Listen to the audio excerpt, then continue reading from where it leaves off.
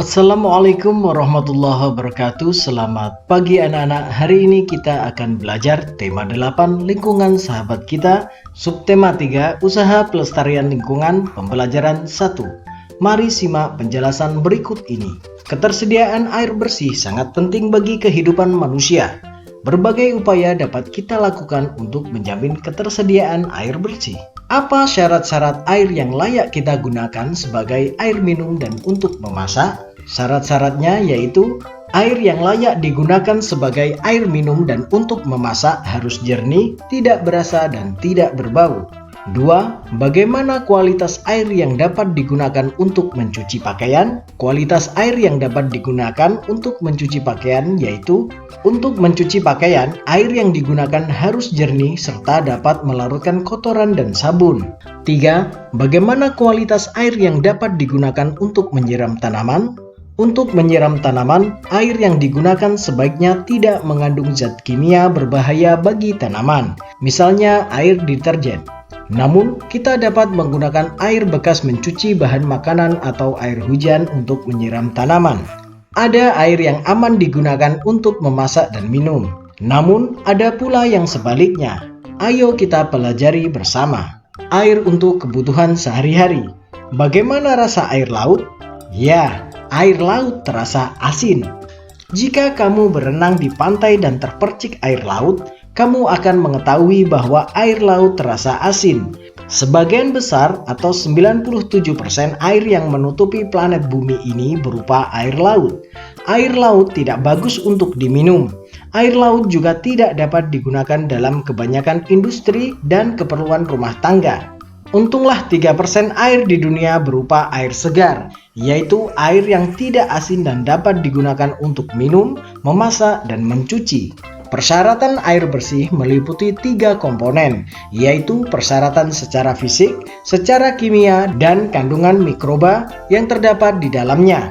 1. Persyaratan secara fisik. A. Tidak keruh. B. Tidak berwarna apapun. C. Tidak berasa apapun. D. Tidak berbau apapun. E. Suhu antara 10 derajat sampai dengan 25 derajat Celcius atau sejuk. F. Tidak meninggalkan endapan. 2. Syarat kimiawi. A. Tidak mengandung bahan kimiawi yang mengandung racun. B. Tidak mengandung zat kimiawi yang berlebihan. C. Cukup zodium. D. pH atau derajat keasaman air antara 6,5 sampai dengan 9,2. 3. Syarat mikrobiologi. Tidak mengandung kuman-kuman penyakit seperti disentri, tipus, dan kolera. Masyarakat memerlukan air dalam jumlah yang sangat besar. Air yang akan digunakan diambil dari sungai-sungai terdekat atau sumber-sumber air lainnya seperti sumur. Air dari sungai dan sumber-sumber air dialirkan dan disimpan dalam tangki penampungan yang sangat besar. Tangki penampungan berisi air ditambahkan sejumlah kecil gas klorin untuk membunuh kuman berbahaya. Selanjutnya, air dipompa melalui pipa bawah tanah menuju ke rumah-rumah penduduk. Air inilah yang digunakan untuk keperluan sehari-hari masyarakat. Sumber air lainnya didapat dari penggalian tanah. Lubang penggalian ini dinamakan sumur. Masyarakat membuat sumur sebagai sumber air untuk keperluan sehari-hari. Dahulu, orang menggunakan timba untuk mengambil air dari sumur. Namun, sekarang kita dapat menggunakan pompa air bertenaga listrik. Dengan pompa itu, air dialirkan ke atas melalui pipa menuju ke bak penampungan air. Dengan pompa itu, air dialirkan ke atas melalui pipa menuju ke bak penampungan air, kamar mandi, dapur, dan tempat-tempat lain di rumah. Selanjutnya, informasi penting apa yang dapat kamu temukan pada teks air untuk kebutuhan sehari-hari? Tulislah dalam bentuk peta pikiran berikut. Mari kita kerjakan bersama-sama. Air untuk kebutuhan sehari-hari.